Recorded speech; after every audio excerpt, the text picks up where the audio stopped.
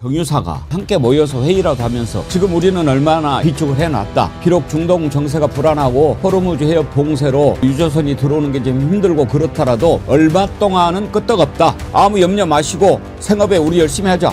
이렇게 하면은 얼마나 잘하네 이럴 건데 이건 뭐 지금 찬스다 하고 이때 올려? 대통령이 공식적인 자리에서 여러 차례 언급을 하셨습니다. 빈말하지 않겠다. 규칙을 어겨서 재미 보는 시대에는 끝났다. 생리대 가격 문제까지도 대통령이 언급하신 적이 있고요. 밀가루 관련돼서 가격 담합 문제를 언급하니까 어제 같은 경우에는 한국제분협회의 회장당이 사과를 하거나 또 이 사직을 물러나는 그런 일까지 있는 상황에서 외부에 있는 변수가 등장해가지고 국민들이 힘들어질 상황에 놓여 있는데 화질 문제도 마찬가지고요. 수출로 벌어먹고 사는 나라에서 이 기름값을 가지고 그거 잠깐 이득 보겠다고 이렇게 한다는 것은 국민을 등쳐먹는 행위다. 먼저 기름값부터 한번 좀 보지요. 나쁜 놈들이에요. 김종욱 원장님, 이건 주유소가 나쁜 거예요? 정유사가 나쁜 거예요? 둘 다 나쁜 거죠, 제가 볼 때. 그래요? 제가 볼 때는 아직까지 그러니까 주유소는 억울한 거 아닌가요? 주유소가 왜 억울할까요? 정유사가 올리라고 그래서 올리는 거 아닌가요? 제가 볼 때 거기에 가격이 그럼 동일하게 가야 되는데 가격이 다 다르잖아요. 네. 마진율을 따로 놓는 건데, 그러니까 이제 국민들이 화나는 건 뭐냐면 중동에서 전쟁이 나서 석유 수급이 안 되는 상황이면 공급망 문제 때문에 가격이 차근차근 올라갈 수 있겠죠. 근데 오지도 않은 기름값을 정유사와 현장에 있는 사람들이 올리는 행위를 해서 직접적으로 우리 국민들이 일상생활에서 피해를 보게 되고 또 다른 건 뭐라도 차줄 세우기를 해야 되잖아요. 더 싼 데 가려고 찾아다니고 있는 이런 일들이 벌어지고 있는 상황이어서 일단 중동 전쟁이 빨리 끝나야 되겠습니다만 그 이전이라도 우리가 좀 공정한 가격 체계 그리고 좀 함께 이 어려운 어떤 위기들을 극복하려고 하는 노력을 보이는 게 아니라 요 틈을 틈타서 어떻게든지 이익을 얻으려고 하는 모습들을 보면서 제가 볼 때 이번 참에 그런 행동은 대한민국에서 이제는 절대 불가능해라고 하는 응징을 할 필요가 있다. 그래서 아마 대통령도 오자마자 그 얘기를 하면서 일벌백계를 얘기한 것 같고요. 저는 이렇게 대한민국이 조금씩 정상화되는 과정이라고 생각을 합니다. 어제도 대통령이 임시 국무회의를 소집해서 이런 문제 짚었는데 오늘 아침에도 X에 글을 올렸습니다. 담합 가격 조작은 대국민 중대 범죄입니다. 그 대가가 얼마나 큰지 곧 알게 됩니다. 너무 반가운 글이에요. 이거 올리셔야죠. 일부 기업들이 범법 행위로 큰 돈을 벌며 국민들에게 고통을 가하고도 정부 관리, 정치권과 유착하여 무마하던 야만의 시대가 이제 끝났다는 사실을 아직 잘 모르는 것 같습니다. 불법을 자행하며 국민 경제 질서를 어지럽히는 악덕 기업들에게 콩 심은 데 콩 나고 팥 심은 데 팥 난다는 평범한 진리를 깨우치게 하겠습니다. 합법적 수단을 총동원하여 경제 영역에서도 비정상의 정상화를 반드시 이뤄낼 것입니다. 이렇게 글을 올렸는데 김유정 의원님. 네. 속이 다 후련하더라고요. 예, 속이 다 시원하죠. 그리고 국민들의 좀 일상까지 파고든 이런 어떤 불법 부정행위에 대해서 대통령이 국민들의 마음을 참 알아주시는구나 이런 생각을 하게 됐는데요. 가급적 시장에 맡기는 게 그게 맞긴 하죠. 그러나 이런 지금 행위들은 시장 교란 행위 아닙니까? 그건 정부가 개입을 할 수밖에 없고 해야 된다고 생각해요. 특히 아까 그 초반에 말씀하신 것처럼 국제 유가가 반영이 되려면 2, 3주는 적어도 지나야 되는데 지금 전쟁 난 지 일주일밖에 안 됐잖아요. 그리고 우리 정부가 비축하고 있는 양도 한 7개월치는 비축을 하고 있는 건데 벌써부터 200원, 300원 이상씩 오르는 것은 이거는 아니 국민 불안한 틈 타서 본인들 좀 주머니 챙겨보겠다는 건데 이거는 막아야죠. 이런 교란 행위에 대해서는 정부가 나서는 게 맞다. 그렇지 않아도 중동 정세 때문에 이것도 불안 저것도 불안 마음들이 있잖아요. 그런데 물가까지 이렇게 들썩이고 또 일부러 이런 행위들을 막 한다는 것은 이거는 정부 차원에서 당연히 규제할 수밖에 없는 행위라고 생각합니다. 범죄자들을 왜 처벌합니까? 네가 저지른 죄보다 더 엄한 벌을 내려서 다시는 그런 짓을 하지 못하게 만드는 것 아니겠습니까? 정말 이재명 대통령이 얘기한 대로 그 대가가 얼마나 큰지. 아니 이럴 때 정유사가 뭐 담합은 그렇고 그냥 함께 모여서 회의라도 하면서 지금 우리는 얼마나 이렇게 뭐 비축을 해놨다. 비록 중동 정세가 불안하고 호르무즈 해협 봉쇄로 뭐 유조선이 들어오는 게 좀 힘들고 그렇더라도 얼마 동안은 끄떡없다. 국민들 우리가 당분간 기름값 안 올릴 테니 아무 염려 마시고 생업에 우리 열심히 하자. 아 이렇게 하면은 얼마나 자식들 잘하네 이럴 건데 아니 이건 뭐 지금 찬스다 하고 이때 올려?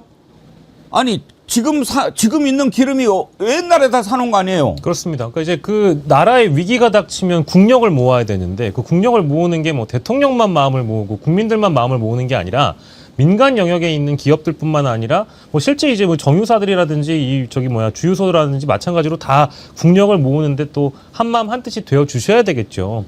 대통령이 공식적인 자리에서 여러 차례 언급을 하셨습니다. 빈말하지 않겠다. 그리고 규칙을 어겨서 재미 보는 시대에는 끝났다라고 공언을 하셨고 이 가격과 관련된 거는 아까 이제 김유정 의원께서 말씀해 주실 때 일상적인 문제들, 국민들의 피부에 와닿는 문제들을 하나하나 거론을 해 가시면서 건드리고 있거든요. 특히 이제 대표적인 게 생리대 가격 문제까지도 대통령이 언급하신 적이 있고요. 밀가루 관련돼서 가격 담합 문제를 언급하니까 어제 같은 경우에는 한국제분 그 협회의 회장단이 사과를 하거나 또 이사직을 물러나는 그런 일까지 있는 상황에서 아니 지금 외부에 있는 변수가 등장해가지고 환율 문제 생기고 있고 국민들이 힘들어질 상황에 놓여 있는데 환율 문제도 마찬가지고요. 수출로 벌어먹고 사는 나라에서 이 기름값을 가지고 그거 잠깐 이득 보겠다고 이렇게 한다는 것은 국민을 등쳐먹는 행위다. 이거를 대통령께서 강하게 경고했다는 거는 굉장히 반가운 소식이라고 봐야 되겠습니다. 하여튼 이자들은요 단단히 혼을 내야 됩니다. 제가 뭐 화를 낼 일도 없어요. 여러분들이 다 화내 주시네. 박항규님, 정유사 주유소 철저히 세무조사하시기 바랍니다. 나쁜 놈들. 떠나라님, 온유를 비행기로 가져오냐 미사일에 담아서 가져오냐 나쁜 놈의 시키들. 이거 제가 욕하는 거 아닙니다. 아니 이 공동체를 파괴하는 범죄 이건요 정말 나쁜 범죄입니다. 이럴 때 정말 함께 가자. 지금 전쟁이 딱 터졌을 때 우리가 뭘 걱정합니까? 당장 미사일이 날아오는 건 걱정하지 않죠. 멀리 떨어져 있으니까. 그렇지만 세계가 하나로 돼 있다는 것을 우리가 전쟁을 통해서 알잖아요. 당장에 건강 같던 국민들도 위험하고 교민들은 더 말할 것도 없고 거기에다가 이제 우리가 주식시장 폭락하는 거 봤지요. 환율 치솟지요. 외국에 자식들 유학 보낸 사람들은 얼마나 힘들겠습니까 지금. 거기에다가 수출하는 사람들도 마찬가지고 여기에다가 지금 뭡니까? 기름값은 당장 서민 경제에 미치는 영향이 얼마나 큽니까? 기름값 오르면 차 타고 다니는 것만 생각하는 게 아니라 모든 물가가 같이 오른단 말이에요. 그런데도 그 짓을 맨 앞장서서 해? 이런 나쁜 자식들이 어디 있어요? 이건 말이 안 되죠. 그래서 이런 짓을 한 자들을 떼끼하고 끝내면 안 돼요. 그래? 그렇게 해서 너 얼마 벌었어? 그래 그러면 너 그거 100배 토해내. 이렇게 시켜야 돼요. 그래야 다시는 그런 짓을 못하죠. 이번에 철저히 보여줘야 됩니다. 어제 대통령이 오늘 아침에도 또 팔복 걷어붙이고 나섰으니까 하는 거 한번 봅시다. 오늘 아침에 구윤철 부총리 겸 재정경제부 장관 어떻게 하겠다고 밝혔는지 들어봅시다. 네, 오늘부터 이제 점검반 지금 나갑니다. 원유는 옛날 싼 가격으로 들어왔는데 아직은 비싼 가격에 들어오지도 않는데 가격을 올려요. 말도 안 되는 거죠. 반전 폭리죠, 폭리.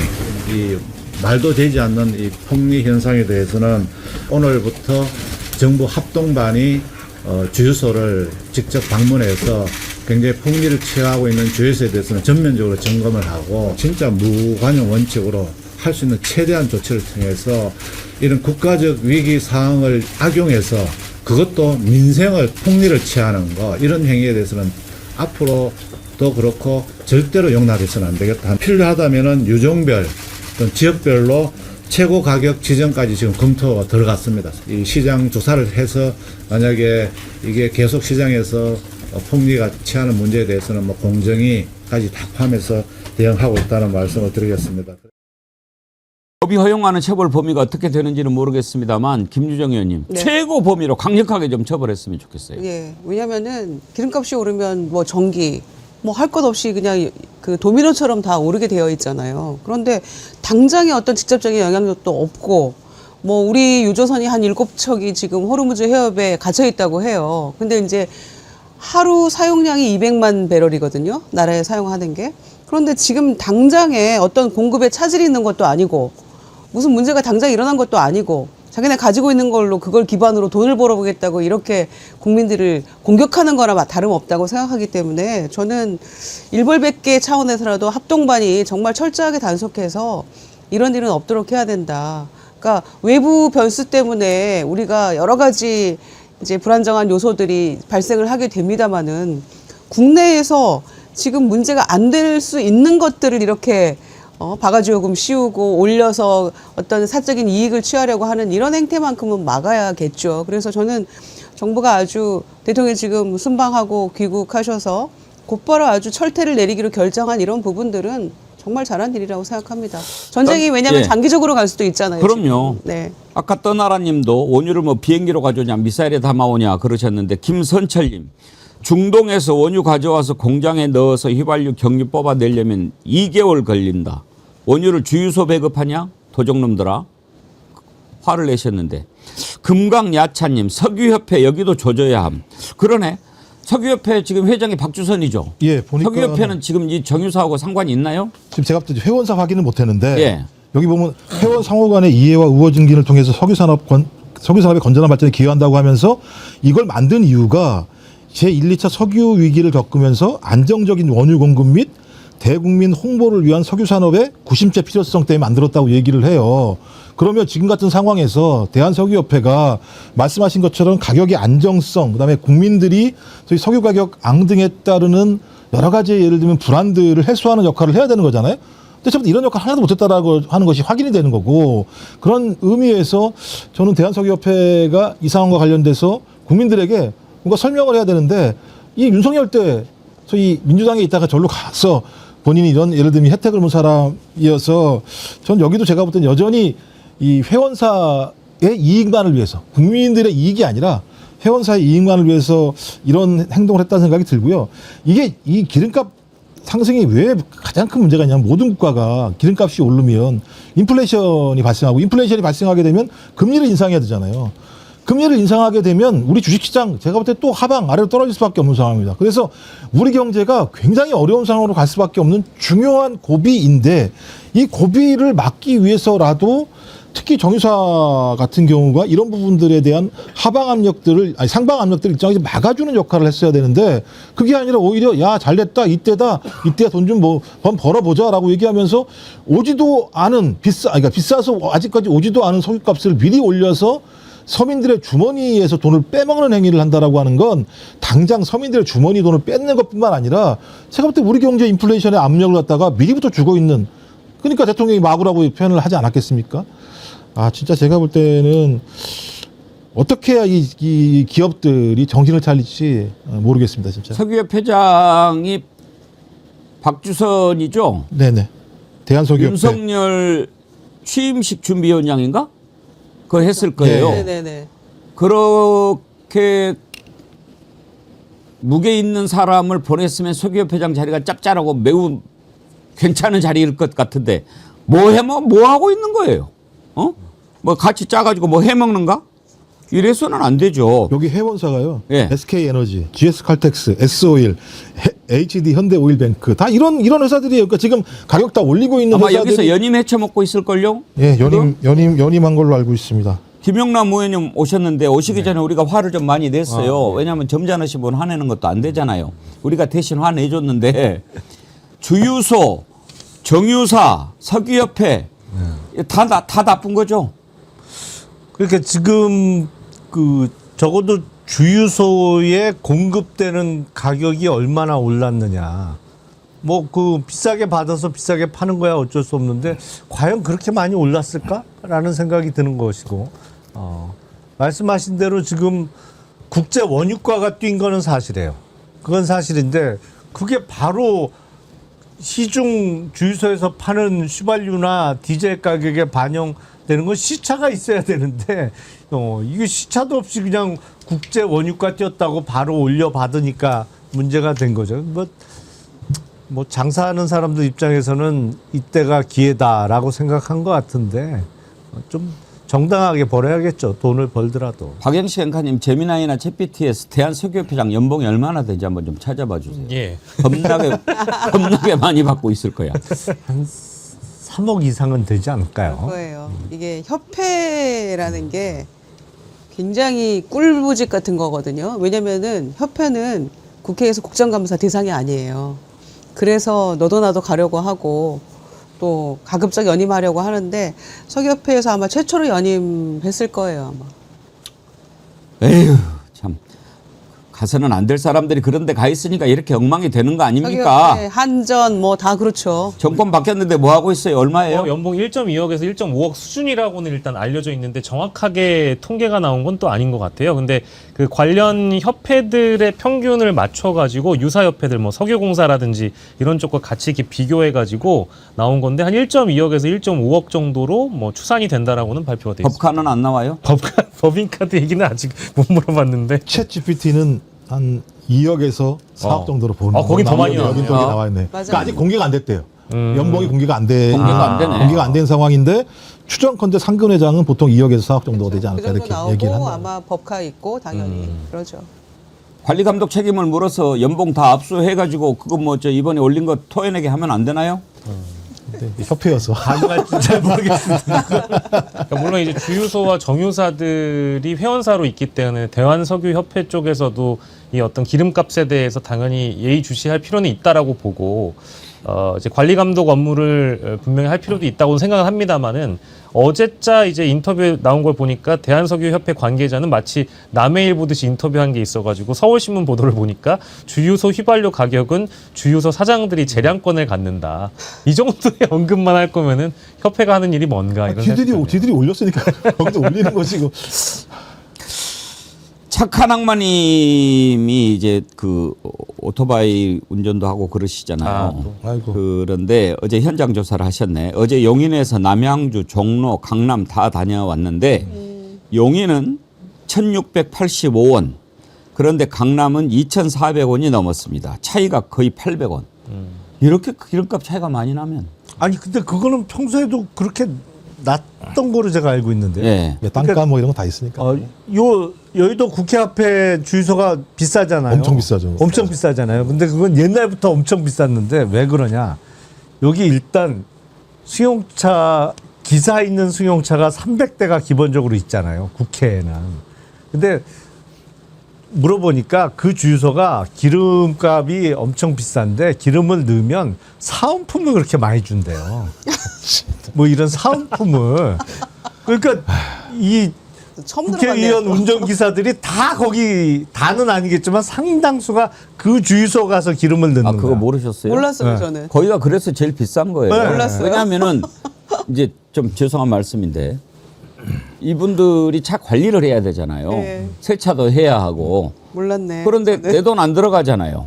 그러니까 거기 가면 세차도 해줘, 휴지도 줘, 물도 줘. 뭐 그러니까 뭐 기름값 네, 비싼 건 상관이 없다. 그래서 거기가 그렇게 비싼 거예요. 근데 사은품이라고 하면 휴지 물 정도는 그렇게 큰 아니, 요인은 안 될 것 다양하게 같고. 주는 모양이에요. 그러니까 다양하게. 더 뭔가 다양한 게 있어야 될 것 그나마 같은데. 또 다른 데 가면 안 주니까. 그리고 강남 주유소 제가 그 차를 끌고 나갔다가 뭐 할 수 없이 강남 쪽 주유소에 한번 기름을 넣었는데 기름값 되게 비싸더라고요. 근데 이 세차가 조금 달라 거기는. 이 자동 세차가 조금 고급지더라고요. 뭐가 하여튼 돌아가는 게. 근데 기름값은 호되게 비싸게 받더라고 보니까. A98848770님은 다른 조사를 찾아보셨나요? 대한석유협회 회장 약 5억 원 내외래요. 그래요? 과거 사례 그만해. 비춰볼 때 기본급과 성과급 등을 합쳐 성과급이 있네. 아. 연간 약 5억 원 수준의 보수를 받는 것으로 알려져 있습니다. 이는 유관기관인 한국석유공사 등 공공기관의 연봉보다 공공기관장의 연봉보다 훨씬 높은 수준입니다. 아니 무슨 성과일까요? 가고 싶다. 성과 측정이 어려울 텐데 그런 협회는 어떤 지표를 가지고 그러게. 성과를 아니 이제 뭐 회원사가 만약에 그해 상당히 많이 이익을 얻었으면 그 회원사도 돈 더 많이 내지 않겠습니까? 그러면 이제 그 성과들이 올라서 뭐 하겠죠, 뭐 이렇게. 회원들이 올려봐야 되겠네. 회원사의 영업이익이나 순이익을 성과 지표로 삼는다고요? 그게 말이 되나? 박주선 회장 왜 억울하게 나를 갖고 그럴지 모르지만 이거 저 문제가 있는 거예요. 관리에 그런 책임이 있는 거지 왜 없어요. 그러니까 그 협회 자체가 석유의 안정, 그다음에 대국민 홍보 이런 내용들을 담고 있기 때문에 이런 일이 벌어지게 되면 협회는 여기에 대한 책임감을 가져야 되는 거죠. 그리고 정치적인 중량감 있는 사람이잖아요. 그런 사람을 보냈잖아요. 그러면 제가 아까 말씀드린 대로 이럴 때 협회사들 다 모이라고 그래가지고 우리가 이럴 때일수록 국민들 좀 안심시키자. 이렇게 해야 될 양반 아니에요. 아니, 바랄 사람한테 바라세요. 박수선한테 바라십니까 그거를? 그러니까요. 국회 부의장까지 하신 분인데 국민 생각하는 마음이 먼저 앞서야 되는 거 아닌가? 이 회원사보다는. 하여튼지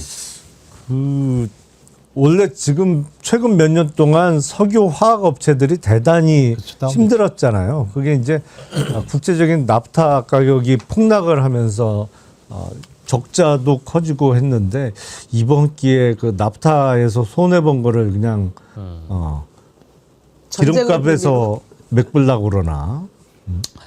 남창수님, 저는 얼마 전까지 주유소를 운영했던 사람입니다.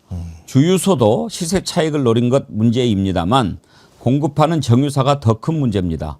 매번 유가가 오를 때 힘 약한 주유소한테만 책임을 묻고 거대한 정유사는 쏙 빠져나간 사례가 많았는데 이번엔 정유사의 부당한 행위 엄벌해야 합니다. 맞는 말씀입니다. 맞는 말씀입니다. 네. 예. 자, 기름값 지금 이제 정부가 현장 점검하고 이재명 대통령이 강력하게 지시했으니까 반드시 아주 정유사 대표들 다 무릎 꿇고 국민들한테 사죄하는 거 봐야 되겠습니다. 권선희님, 여의도 쪽은 2,600원까지 올리고 있어요. 왜요? 여의도가 제일 비싸요. 제일 비싼 주유소 중에 하나죠. 여의도 한국에서. 국회 앞에 어떤 주유소 지금 휘발유값 검색해 봤더니 2,360원. 2,360원씩 리터당 그거 넣고 어떻게 차 타고 다닙니까? 아니, 출퇴근도 문제지만 이를테면 경유값도 많이 올랐는데 트럭으로 생계 유지하는 분들 있잖아요. 그럼 정말 어렵죠. 그러니까 이런 담합 행태는 정말 철퇴를 내릴 수밖에 없다고 생각합니다. 하여튼 뭐 그 정치적인 시류에 따라서 배신하고 이런 자들이 가서 뭐 하는 거 보면은 잘하는 것을 본 적이 없어요. 주식시장 한번 가볼까요? 지금 코스피가 5,525, 코스닥이 1,132. 이것도 저는 좀 궁금한데 코스닥은 오늘 아침 또 매수 사이드카까지 발동을 했더라고요. 김영남 의원님. 네. 코스피는 떨어지는데 코스닥은 왜 이렇게 또 폭등하고 그러는 건가요? 그러니까 지금 요새 그 증권가에 그냥 그 떠도는 소문이 코스닥에서 앞으로 부자가 많이 나올 거다. 뭐 이런 얘기가 많이 떠돌고 있어요. 지금 코스닥에서 이제 폭등하는 종목도 나오고 코스닥이 코스피에 비해서 더 많이 오를 거라고 예측하는 사람들이 많던데 그게 이제 앞으로 벤처나 코스닥 업체를 육성하기 위해서 기관 자금이 많이 들어가도록 지금 좀 바꾸고 있죠. 이미 바뀐 것도 있고. 근데 저는 개인적으로 약간 위험하다고 생각을 해요. 코스닥에 지금 등록돼 있는 업체가 1,800개가 좀 넘거든요. 예. 그러니까 상장되어 있는 기업 숫자가. 근데 1,800개 기업 중에 절반 이상은 사실은 상장되어 있으면 안 되는 기업들이에요. 이게 이른바 앞으로 유망하니까 지금 매출이 안 나오거나 이익을 못 내고 있어도 상장할 수 있는 이른바 기술 특례 상장 형식으로 그 코스닥에 상장되어 있는 업체들이 많은데 그러면 적어도 몇 년 내에는 매출도 많이 일어나고 이익을 내야 되는데 그냥 상장할 때만 기대감이 있고 지금도 여전히 매출이나 이익이 형편없는 회사들이 많거든요. 그래서 코스닥 뭐 오늘도 공교롭게 코스피는 떨어지고 코스닥은 예. 오르고 있는데 코스닥 투자는 그 좋은 기업을 잘 골라서 투자를 해야지 앞으로는 코스닥이다 뭐 이런 지금 시중 증권가에 떠도는 말만 믿고 확 들어가기는 조금 너무 리스크가 큰 거 아닌가 싶습니다. 아침에 제가 궁금해서 재민아이한테 물어봤거든요. 오늘 코스닥에 사이드카가 발동됐다고 그러던데 매수 사이드카가 왜 코스피는 떨어지는데 코스닥은 오릅니까? 그랬더니 최근 미국과 이란의 물밑 접촉설 등으로 대외적인 긴장감이 완화되면서 그동안 낙폭이 컸던 코스닥의 기술주와 성장주를 중심으로 강력한 보복 매수세가 유입되었기 때문이다. 별로 그거는 뭐 잘- 별로 뭐 정확한 답변은 아닌 것 같아요. 배고프니까 밥 먹는다 뭐 이런 얘기가 왜냐면 낙폭이 컸던 건 코스피 뭐 물론 코스닥이 더 떨어졌습니다만 어제 또 많이 올랐잖아요. 이제 설명을 드리면 사이드카는 5% 이상 지수가 움직일 때 발동되는 것이거든요. 근데 이제 이게 매도 사이드카는 너무 많이 떨어졌을 때 발동되는 것이고 매수 사이드카는 5% 이상 급등했을 때 발동이 되는 거고 우리가 이 사이드카는 가끔 보는데 정말 드물게 나타나는 거를 지난 수요일 날 우리가 봤죠. 서킷 브레이커. 그거는 8% 이상 움직였을 때 그날 수요일 날 코스피만 해도 12% 넘게 떨어지고 코스닥은 14% 넘게 떨어지니까 좀처럼 보기 힘든 서킷 브레이커까지 봤었는데 최근에 하여튼 코스닥에 돈이 많이 기관 자금을 포함해서 개인들도 이제 이번에는 코스닥이다라고 많이 들어오고 있는 건 틀림없는 사실 같은데 좀 옥석을 코스피보다 더 신중하게 골라야 되는 게 코스닥이 아닌가 싶어요. 지금 그 기술주 반등 얘기는 그렇게 하면 안 될 것 같고요. 그러니까 예를 들면 삼성전자나 하이닉스가 증설 대책을 얘기했어요. 그러니까 당연히 그 코스닥에 있는 그 반도체 소부장 업체들 같은 경우는 앞으로 거기가 증설하게 되면 소부장들이 거기 들어갈 거니까 이 업체가 나중에 중장기적으로는 좋아질 거야라고 하니까 그 코스닥 그 급락함에도 불구하고 소부장들은 좀 버텼었거든요. 그러니까 그렇게 설명하면 좀 이해가 되는 건데 지금 전문가들 얘기 들어보니까 다음 주부터 코스닥에서도 ETF가 레버리지가 출시가 돼요.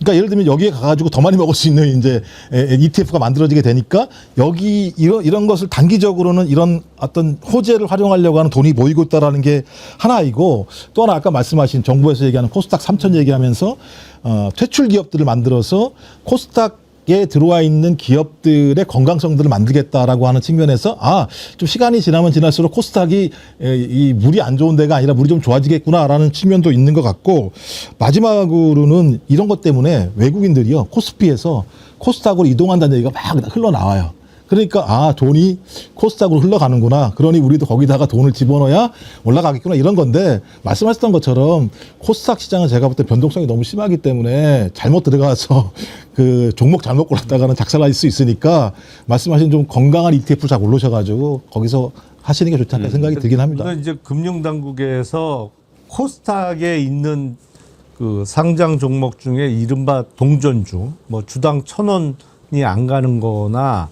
뭐 적자를 계속 보고 있는 거 뭐 해서 한 200여 개 종목을 정리하겠다라는 그 방침을 발표한 건 맞는데 제가 보기에는 1,800개 넘는 거 중에 200개 빨리 뭐 정리하는 게 필요해 보이기는 한데 200개 정도 정리했다고 안 돼요. 더 해야 돼. 그리고 정리가 된 다음에 코스닥 지수를 띄워야지. 이게 순서가 약간 바뀌었어요. 좀 민주당이 너무 빨리 3천을 얘기하는 거 같아요. 3천 얘기한 건 저는 잘못 얘기했다고 생각을 합니다. 뭐 제가 1,500 정도 얘기했으면 오케이 뭐 이랬을 텐데. 그것도 잠깐 또 떨어지니까 주진우 얘기하는 것 좀 보십시오. 하여튼지 이 자들은 뭐 나라가 망하기를 바라는 자들인 것도 같아. 아무튼 우리 김정욱 원장님은 아까 오늘 먹방 있고 술 한 잔 준다고 그러니까 그때부터 얼굴이 엄청 밝아지신 것 같아요. 아니 그런 게 아니고요. 이제 이재명 정부가 등장하면서부터 전 주식을 안 했는데 예. 이 공부 안 해가지고는 어디 가서 말을 못 하겠더라고요. 맞아요. 그러니까 예. 아침에 뭐 이런 다른 유튜브 같은 데서 하는 거 매일매일 조금씩 들어요. 그래서 예. 정보를 알려고 하는 거고요. 정보를 알아야 저도 모르면서 짓거릴 수는 없잖아요. 제가 좀 알면서 얘기를 해야 되는 게 있어서 그것 때문에 좀 했던 겁니다. 모르는 게 뭐가 있으셔? 너무 많죠. 저는 뭐 지식의 티끌밖에 모르는 사람이기 때문에 실력에 겸손까지 갖췄네. 이러면 더 양아치처럼 보이잖아요. 이따가 또 먹방할 때 투혼을 발휘해달라고 앵커님의 의지로 읽으시면 될 것 제가 오늘 같습니다. 숭숭 먹겠습니다. 숭숭. 근데 이렇게 혼란스러울 때 꼭 나쁜 자들은 뭘 이렇게 여기서 헤쳐 먹을 거 없나 이렇게 생각하는 거거든요. 정유사들도 마찬가지고 주식도 이럴 때 어떻게 뭐 조작을 한번 해볼까? 그동안에 이재명 대통령이 워낙 강력하게 주가 조작하면 패가 망신한다라고 하니까 깨갱하고 있다가 혼란스러울 때 꼭 이런 짓을 하는 자들이 있거든요. 너희들 그러면 죽는다. 오늘 아침에 이재명 대통령이 다시 한번 그 얘기를 했어요. 그거 한번 들어보실 텐데 오랜만에 참 또 활기를 뛰고 구독자도 85만 넘고 저는 어제 83만 9천이라서 오늘 또 우리 금요일에 기적이 있나 했더니 금요일 날 또 되기 전에 85만 넘겨주셨는데 좋아요가 좀 부족하네요. 예, 이재명 대통령 녹취를 들어볼 텐데 이재명 대통령 발언 나가는 사이에 사정없이 좋아요 눌러주시기 바랍니다. 한번 들어볼까요? 중동 상황이 금융, 에너지, 실물 경제 등의 핵심적인 민생 영역에 미칠 영향을 최소화하기 위해서 가용한 정책 수단을 총동원해야 합니다. 무엇보다 기름값 바가지처럼 공동체의 어려움을 이용해서 부당한 폭리를 취하려는 반사회적인 악행에 대해서는 아주 엄정하고 단호한 대응을 해야 합니다. 영원한 적도 영원한 친구도 없는 각자 도생의 무한 경쟁 시대에 우리를 돕고 구할 수 있는 것은 오직 우리 자신뿐입니다. 남에게 기대지 않고 우리의 운명을 우리 스스로 개척해 나갈 때 국익을 지키고 또 국력을 키울 수 있습니다. 규칙을 어기면 이익을 얻고 규칙을 지키면 오히려 손해를 보는 이 비정상의 시대를 반드시 끝내야 합니다. 특히 국민 실생활에 미치는 영향이 큰 마약범죄, 공직부패, 보이스피싱, 부동산 불법행위, 고액 악성 체납, 주가 조작, 중대재해 같은 7대 비정상의 정상화에 최대한 속도를 내야 합니다. 부당한 이득을 취하려다 걸리면 회생이 불가능할 정도로 오히려 경제적 손실을 본다. 또 폐가 망신할 수 있다라는 인식이 자리 잡을 수 있게 해야 합니다. 우리 제도 자체는 상당히 많이 잘 정비되어 있습니다. 기존에 있는 제도들을 철저하게 제대로 잘 집행하고 또 필요하다면 제도 정비도 서둘러야 되겠습니다. 예. 하여튼 이재명 대통령이 오늘도 지금 강하게 이야기를 하고 있으니까 바로 잡힐 겁니다. 그 사이에 좋아요 많이 눌러주시고 감사합니다. 그나저나 이제 전쟁이 언제 끝날까가 제일 큰 관심사인데 일단 이란은 지금 후계자를 정한 것 같은데 트럼프가 후계자 내 마음에 안 들면 걔도 정리해버리겠다 뭐 이렇게 완전히 참 트럼프 하는 거 보면 그러면 차라리 이란을 그냥 가져가지 뭐 어쩌겠다는 건가 막 이런 생각이 들어요. 그 다음에 정하는 것도 내 마음대로 안 들면 어떻게 정리해버릴 거야 라고 하니까 요즘에 미국에서요 너네 아들은 지금 뭐 하냐 너네 아들 배런이죠. 예. 미국 보내라. 이런 게 막 지금 올라와서 해시태그가 확산되고 있어요. 이거 보십시오. 저게 배런인가? 예. 배런에다 너무 이제 잘생기게 그려놨는데. 그러니까. 인물이 좋긴 좋지만. 잘생겼습니다 보니까. 예. 물이 좋긴 해요. 2m 6cm래요. 키가 엄청 크더라고요. 야, 이게 그러면 징병 대상에서 벗어나네. 2m 넘으면 안 되는 거예요? 2m 3cm 그러니까 6피트 8인치까지가 현역 입영 대상이라고 그러더라고요. 미국도요? 예, 예. 그것도 알고 계세요? 아니 안 그래도 저 친구가 키가 엄청 크잖아요. 네, 2m 여기라고. 그래서 저게 현역 갈 수 있나? 그러면서 찾아봤더니 그러니까 미국 기준으로는 6피트 8인치가 우리로는 대략 2m 3cm 정도래요. 근데 3cm 차이로 굳이 내가 가겠다, 자원 입대 하겠다. 그런데 그걸 말려요? 아닐 것 같은데. 모르겠는데. 근데 키를 조금 늘린 거 아닐까요? 2m 6cm? 아니 그러니까 신검 받아봐야지. 2m는 넘는 거는 알고 있었는데 2m 6cm인지는 지금 몰라요. 이제 중동전에서 미군 사망자들도 막 나오고 막 그러니까 네. 너네 아들은 뭐 하고 있냐 그러잖아요. 근데 키가 크기는 큰가 봐요. 지금 이 사진은 아마 비교하려고 일부러 만든 것 같은데 실제 사진은 아니겠지만 배런이 다른 장병들보다 훨씬 더 이렇게 큰 것처럼 저기 하기는 했는데 배런은 그러면 박영식 가 예. 뭐 하고 있어요 지금? 뭐 저 양반은 이제 아직 젊기 때문에 지금 이제 트럼프가 가장 아끼는 아들이라고 알려져 있는 상황이잖아요. 그리고 이제 미국에서 저런 여론이 나오는 이유가 있습니다. 결국에는 이 지상군 투입이라는 거에 열려 있다라는 이야기를 트럼프가 주장을 하기 시작하면서 그런 가능성을 열어두기 시작하면서 전면전을 가거나 지상군 투입을 할 거라면은 당신 아들부터 일단 투입시켜라라고 이제 주장을 하는 분들도 많아지는 것이고, 이게 뭐 이제 국제 정치에서도 늘 있었던 일입니다만, 특히 영국 같은 경우에는 왕세자들이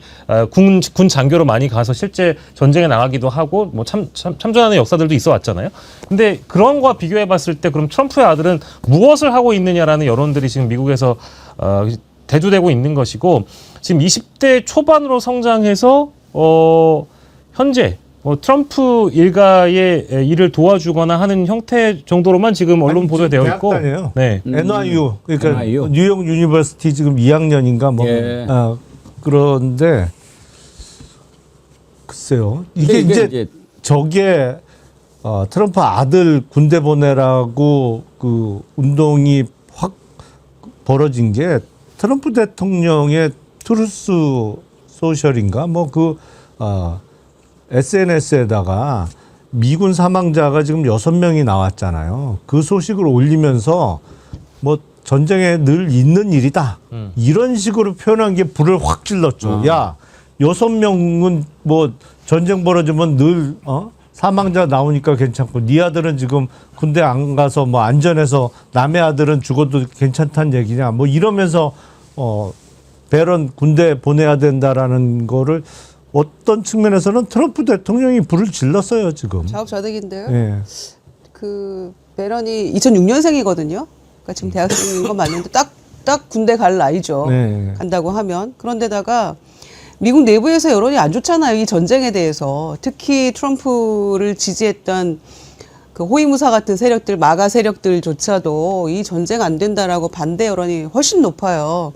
그런 상황인데다가 미군 사망이 이제 갈수록 늘어나겠죠. 지상전까지 시작이 본격적으로 된다면. 그러니까 이 말 듣고 어느 지금 국내 미국인들이 그 말을 지지하겠어요. 그럼 네 자식부터 보내라 이런 말을 자동 발사하게 돼 있는 상황이죠 지금. 그러니까 먼저 그러니까 이제 뭐 이 아들 같은 경우에도 사실 미국에서 젊은이들 사이에 그리 여론이 안 좋은 게 뭐 후계자 수업을 대비한다 내지는 그러니까 이제 후계자 수업을 받고 있다. 그리고 지금 학생 신분이긴 합니다만은 공식적으로는 트럼프의 나중에 사업들을 다 물려받을 거라고 예상되는 사람이잖아요. 그러면은 좀 더 겸손해질 필요가 있는데 뭐 데이트를 하기 위해서 뭐 트럼프 타워 한 층을 다 빌려가지고 데이트를 했다 이런 기사가 이미 트럼프가 집권을 하고 나서부터 계속 예를 들면 가십지라고 해야 되나요? 그런 보도가 많이 있다 보니까 사실 젊은 층에게도 그리 인기가 없는 친구라고 하더라고요. 네 가지가 없는 거네요. 네, 그렇죠. 녹수님이 멜라니가 낳은 아들인가? 예, 네, 그렇죠. 예. 유일하게 유일한 멜라니아가 후계자죠. 그래서 제가 볼 때는 가장 아픈 데겠죠. 우리 국민이 봤을 때 아니 대통령 부인이 낳은 유일한 자식인데 그 자식은 말씀하신 것처럼 빌딩 것들 통째로 빌려가지고 자기가 한 층을 다 빌려가지고 뭘 하면서 전쟁을 일으키고 있는 우리의 아주 평범한 미국 군인들 같은 경우는 거기서 죽임을 당하는 상황이잖아요. 그리고 미국은 가장 아파하는 게 뭐냐면 지상군 투입은 한 번도 성공한 사례가 없어요.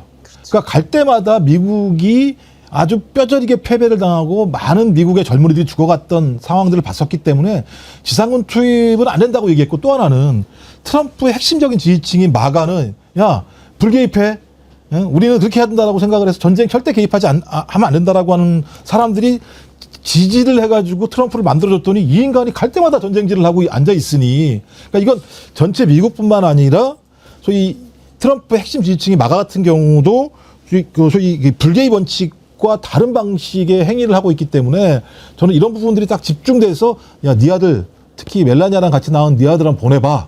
그럼 내가 조금은 인정해줄게라고 하는 분노의 어떤 SNS의 흐름 아닐까 이런 생각이 들어요. LA의 이 여자님이 트럼프 아빠가 독일에서 군대 가기 싫어서 미국 이민 온 건데 아들을 군대 보낼까요? 그러던데 트럼프 아버지가 독일에서 왔어요? 독일계죠. 네, 독일계. 예. 그럼 지네 집도 이민 온 놈이 맞아요. 이민자예요. 예. 그렇게 이민자들을 단속하고 처벌하고 압박한단 말이에요? 더군다나 지금 자기 와이프도 이민자잖아요. 그렇죠. 슬로베니아. 그럼 하얀색은 상관없어요.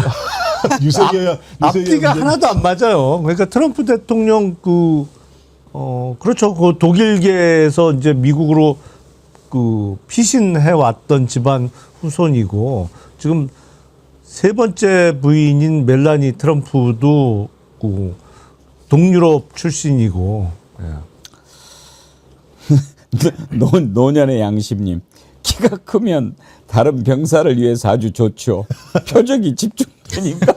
아니 그래서 아까 저희가 그림 보여드렸습니다만 2m 6cm가 저희 군대 갔다고 생각하면은 뭐 맞추긴 좋겠죠. 아까 잠깐 그 그림은 잘 보여주셨는데 절에서 이제 2m 3cm가 넘는 군인은 받지 않는 거일지도 모르겠습니다만은.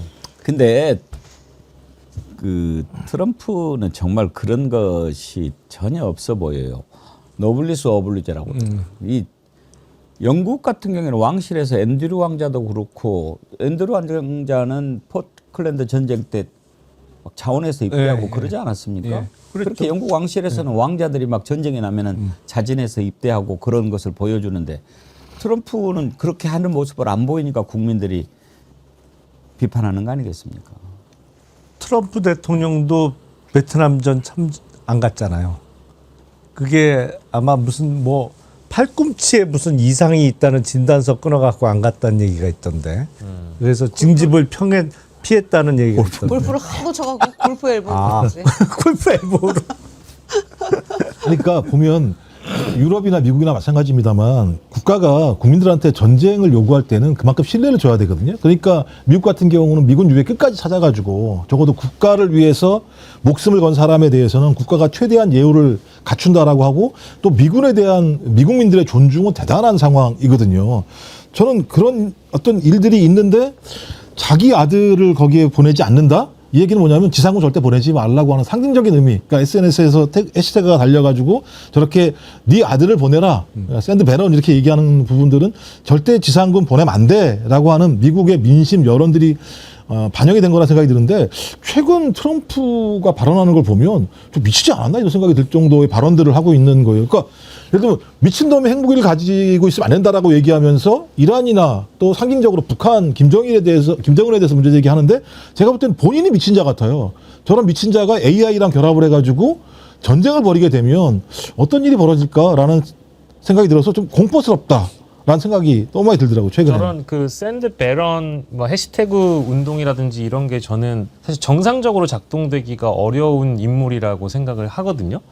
그래서 오늘도 어제 오늘 사이 보도를 보면은 미국이 정말 저는 미친 짓거리를 했다고 보는데, 그 이란 쪽 그 호위함이었나요? 그 군함 자체를 스리랑카 영해에서 그 원자력 잠수함이 미사일 쏴서 날라버렸잖아요. 올해로. 예. 올해 발사해서. 근데 저는 맨 처음에 그 제목만 보고 이게 어떤 그 영해에서 교전이 있었다라든지 위협 행위가 있었기 때문에 자위권 차원에서 날려버린 줄 알았더니만 그것이 아니라 뭐 국제 관함식 갔다가 이란 쪽으로 복귀하는 이 호위함 자체를 그냥 날려버려가지고 87명이 죽는 일이 있다는 거 아닙니까? 그러면 87명이 사망했지만 100몇 명이 실종된 거예요. 이런 예. 수장된 거지. 그러니까 이제 이게 왜 발생했는지를 보면 제가 이렇게까지 억측하고 싶지는 않은데, 미친 사람이 궁지에 몰렸을 때는 관심을 밖으로 돌리기 위해서 어떤 미친 짓을 할지 모른다라는 차원에서 본다면 자신이 아들을 파병하고 싶지 않고 이런 궁색한 처지에 몰려 있으니까 다른 쪽으로 관심을 또 유도하기 위해서 이런 미친 짓 하는 거 아닌가, 이런 생각까지 들 정도니까 트럼프의 지금 이 정신 상태로는 이런 뭐 아들을 군대 보내라 움직임 자체가 먹혀들 것 같지가 않아요. 아니 근데 이제 미국이 이 전쟁을 왜 시작했느냐. 근데 미국의 루비오 국무장관이 얼떨결에, 저는 그게 진실이라고 생각하는데, 얼떨결에 얘기한 게 있잖아요. 이스라엘이 무조건 우리는 이란 친다고 해서 니들 치든 말든 우리는 시작할 거라 그래서 얼떨결에 미국이 끌려 들어갔다, 전쟁에. 근데 저는 그게 진실일 거라고 생각해요. 그래서 지금 외신들은 네. 이번 전쟁은 네타냐후의 승리라고 그렇죠. 이야기하지 않습니까? 네. 네타냐후 총리는 사실은 전쟁 상황이 아니면 총리직에서 물러나고 무조건 감옥에 가게 돼 있더만요. 깜빵 갈 가능성이 뭐 거의 99%인 상황이잖아요. 그러니까 어떻게든 전시 상황을 계속 만들거나 이어가서 집권을 계속해야 이 정치적 위기에서, 사법적 위기에서 벗어날 수 있는 사람이니까. 근데 거기가 무조건 우리는 칠 거야. 그러니까 미국이 지금 보면 전쟁 양상이 지금 크루드족을 대신 지상전에 투입한다는 거잖아요. 그 얘기는 뭐냐면 미국이 이 전쟁을 어떻게 시작해서 어떻게 끝낼지를 미리 계획한 이른바 마스터 플랜 없이 얼떨결에 시작했다는 그런 느낌을 거예요. 지울 수가 없어요. 예. 이게. 그러니까 이게 저는 제일 궁금한 게 트럼프가 네타냐후와 함께 이 전쟁을 시작해서 최종적으로 생각하는 목표가 뭐냐 이게 궁금한 거예요.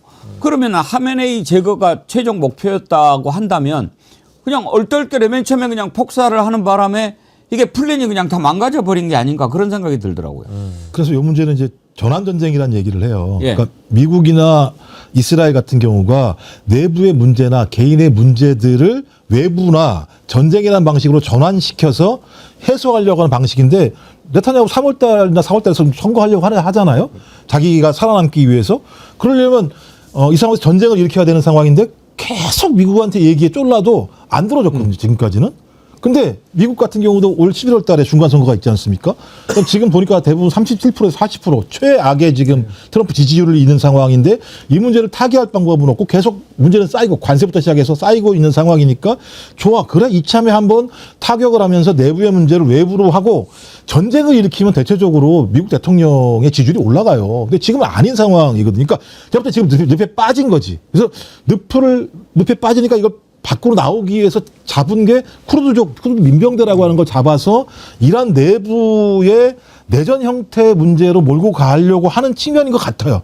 그래서 제 핵심은 혁명수비대의 중하층이 움직여야 되거든요. 상층은 절대 안 움직일 것 같아요. 여기 혁명수비대 같은 경우. 근데 중하층이 흔들리면 중하층은 중심이 아니라 이란 주변부부터 흔들리기 시작하는 거거든요. 그래서 이걸 노린 것 같긴 합니다만 문제는 쿠르드 민병대 같은 경우 지금까지 미국 야, 나 좀 도와줘 해가지고 한 번도 도와주고 난 다음에 본인이 거기에 대해서 약속을 지킨 적이 한 번도 없어요. 쿠르드한테. 쿠르드가 민병대가 야, 내가 널 뭘 믿고 도와주냐라는 상황이 벌어지게 되면 늪으로 딱 빠져가지고 나뭇가지를 잡았는데 나뭇가지가 나무에 붙어있지 않은 상황이 될 수도 있다라는 거 하는 거죠. 그러니까 제가 볼 때 지금 상황 자체가 누구도 제어할 수 없는 상황으로 갈 수도 있다. 이건 근데 그러면 전쟁에서 가장 최고의 문제가 예측 불가능성이에요. 예측 불가능성은 어떤 수단을 쓸지도 모르는 상황이거든요. 그랬을 때는 저 사람이 뭘 쓸지 모르고 내가 뭘 쓸지 모르는 상황이기 때문에 계속 초강수를 줄 수밖에 없는 상황이다. 그러면 야, 세계 경제에 골 때리는 상황으로 갈 수 있다는 생각이 들어서 옛날처럼 좀 타코처럼 트럼프가 야, 내가 이겼어 하고 빠져나갔으면 좋겠어요. 내가 이겼어. 이기지 않았다고 하더라도 야, 내가 이겼어. 그러고 나갔으면 좋겠어요. 근데 쿨하게 빠져나가면 좋을 것 같긴 한데 이제 그럴 만한 정신 상태를 갖고 있는 정상적인 인간은 아니다라는 게 전제가 있는 거고 제가 이제 테드 강연 같은 거 보는 거 좋아해가지고 과거에 콜린 파월인가? 그 합참의장 하셨고 국무장관 하셨던 분 있잖아요. 그분도 이제 강연을 참 많이 하거든요. 그분이 미국 같은 강대국은 전쟁을 시도할 때는 원칙이 있어야 된다라는 본인의 이 파월 독트린이라는 걸 많이 강조를 하고 다녀요. 근데 이제 미국은 과거에 본인도 콜린 파월도 베트남 전쟁을 참전해봤고 미국 전쟁 실패의 역사를 알기 때문에 미국이 전쟁을 시도했을 때는 명확한 원칙이 있어야 된다고 하면서 파월 독트린이라는 걸 설명을 하는데 첫 번째는 미국 국익에 부합하는가 그리고 이 모호한 이상이나 가치를 주장할 게 아니라 미국 국익에 부합해야 되고 두 번째는 전쟁의 목표가 무엇인가를 명확히 해야 된다. 그리고 세 번째는 이 전쟁을 일으켰을 때 미국의 전쟁 시도가 국제사회의 동의나 국제 시민들의 동의가 있어야 된다. 마지막으로 제일 중요한 게 탈출구인데요. 탈출구가 없는 전쟁을 시도해서 안 된다라는 이 네 가지 원칙을 콜린 파월이 정해놨었어요. 근데 그 이후에 벌어지고 있는 미국 국방부나 미국 정권의 전쟁 시도가 이 파월 독트린과는 거리가 먼 선택들이 많이 벌어지고 있고 특히 이번 이란 전쟁은 대표적인 사례가 될 가능성이 매우 높다. 근데 뭐 그런 상황에서도 트럼프 하는 얘기 들어보세요. 그러니까 4주 길어야 6주에 난 다 끝낸다. 자꾸 바뀌어요, 또 말이. 다 끝낸다. 이렇게 얘기해놓고 지금은 이제 우리 비밀 무기가 많거든. 그리고 영원히 싸워가지고 성공할 수 있는 그 정도 다 가지고 있어. 걱정할 거 없어. 이 전쟁 영원히 갈 수도 있어. 이런 얘기 하니까 그냥 며칠 사이에 말을 뒤집는 거 아니에요. 그런데다가 이 트럼프가 애초에는 이제 이란하고 핵 협상하다가 오만의 중재로 하다가 지금 한 4차 협상하면서 갑자기 공격을 해버린 거잖아요. 그러니까 지금 이 전쟁의 목적은 사실은 핵 개발 직전에 관련 시설들 다 파괴하는 거였는데 그것도 다 제대로 못한 거예요. 그 하메네이 식구들만 대충 이제 보낸 거고. 그러니까 점점점 이제 고립무원에 빠지게 될 그런 상황이고 아까 말씀하신 대로 야 우리는 이스라엘에 낚였어. 지금 그걸 실토한 셈인데 이거를 빠져나올 출구 전략이 없는 거죠. 그러니까 갑자기 쿠르드 쪽 지도자하고 통화하고 지상전 투입한다 얘기가 나오니까 또 뭐 그건 아니고 했지만 실질적으로 움직이고 있는 거잖아요. 그러니까 지금 이제 장기화로 갈 수밖에 트럼프가 없죠. 확실하게 뭔가를 보여주지도 않고 이게 전쟁이 어떻게 목표가 뭐다, 언제 끝내겠다, 뭐 어떻게 되면 끝내겠다 이런 게 없으니까 당장에 중동에 있는 나라들이 지금 다 전쟁에 휘말린 거 아닙니까? 네. 그렇죠. 미국하고 가까운 나라, 미국 군사 기지를 제공했던 그런 나라들 지금 이제 튀르키예까지도 미사일이 날라왔다는 거 아닙니까? 다행히 이제 요격을 해가지고 그 피해를 입지는 않았지만 두바이 같은 나라도 지금 관광으로 이렇게 상당히 좀 알려진 나라인데 거기도 지금 막 당하고 이렇게 되니까 우리가 다시 한번 좀 정리를 해볼까요? 그 중동이 그 나라별로 친이란, 친미국 이렇게 지금 갈려져 있지 않습니까? 지난번에 한번 정리를 해봤는데 여러분께 다시 한번 좀 소개를 해드리죠.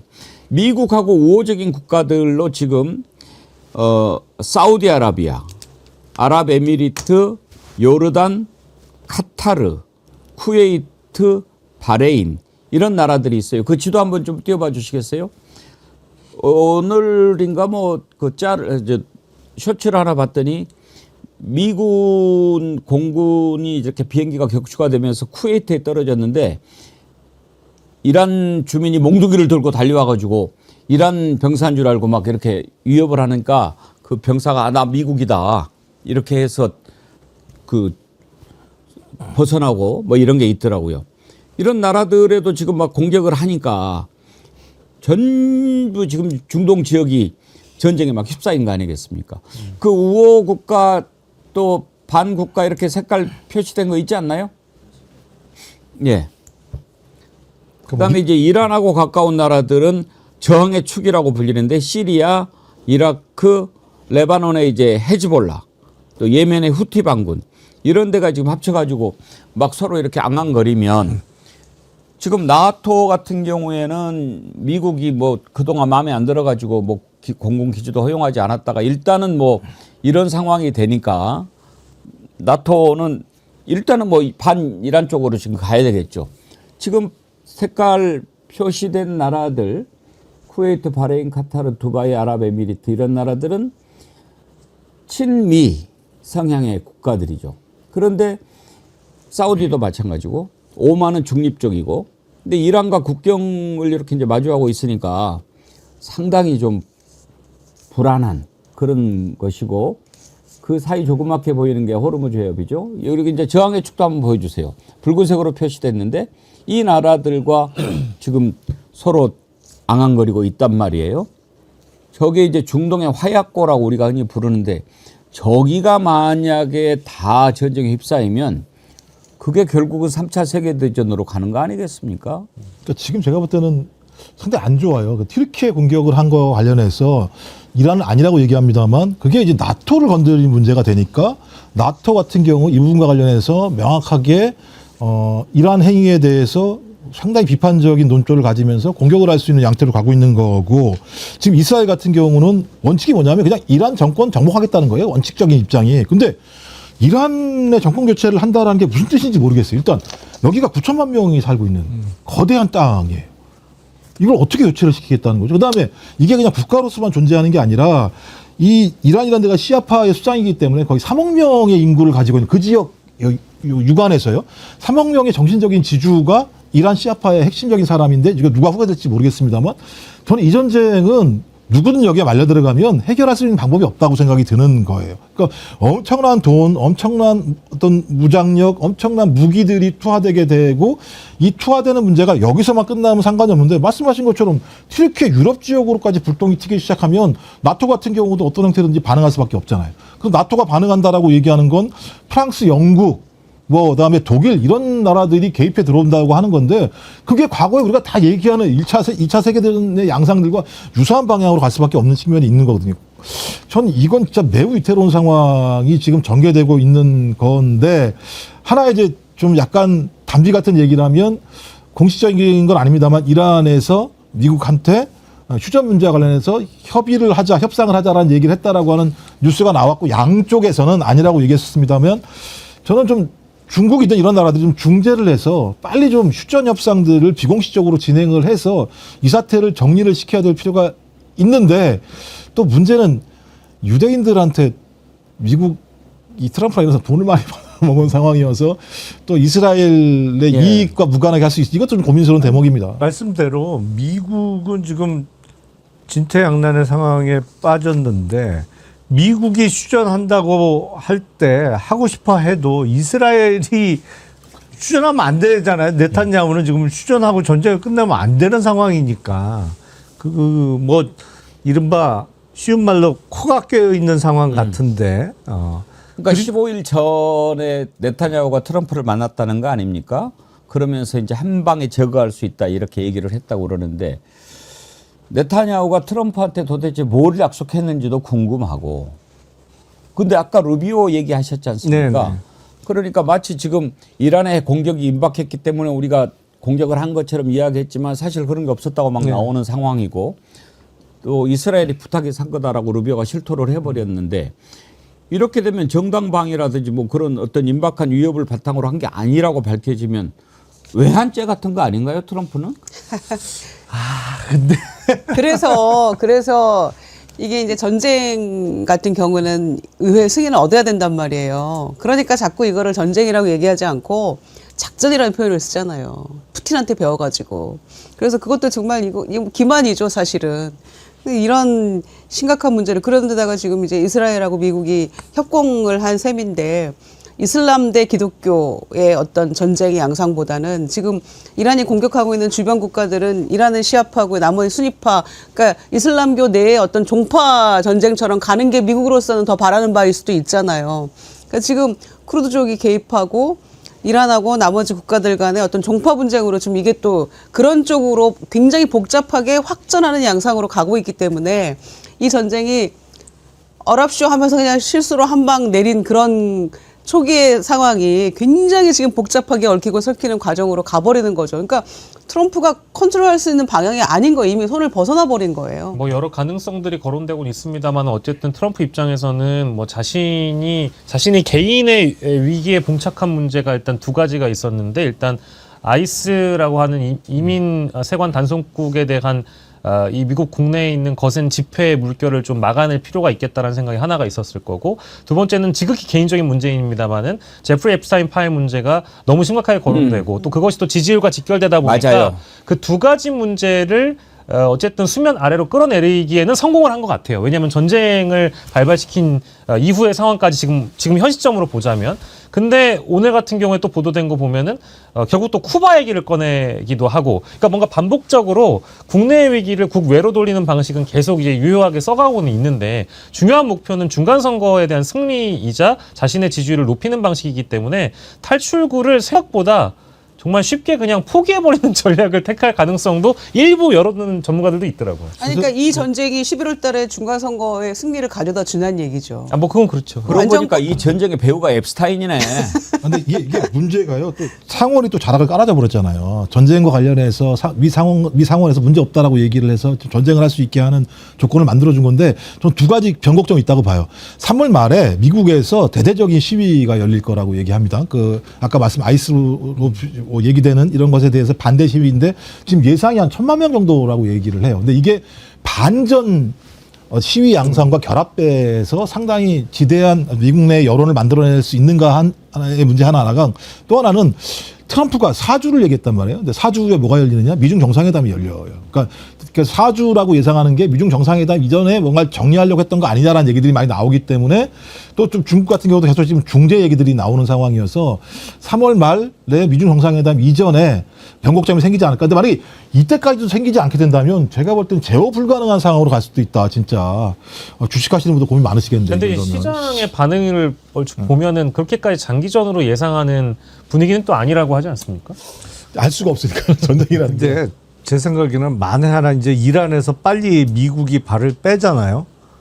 뭐 대충 봉합을 하고 그러면 도대체 전쟁을 왜 시작했냐부터 시작해서 그냥 별일 없으면 11월 중간선거에 공화당은 참패입니다. 무조건 참패예요. 그렇죠. 지금 분위기가 그렇잖아요. 지금 공화당 강세 지역에서도 이미 최근에 선거를 졌어요.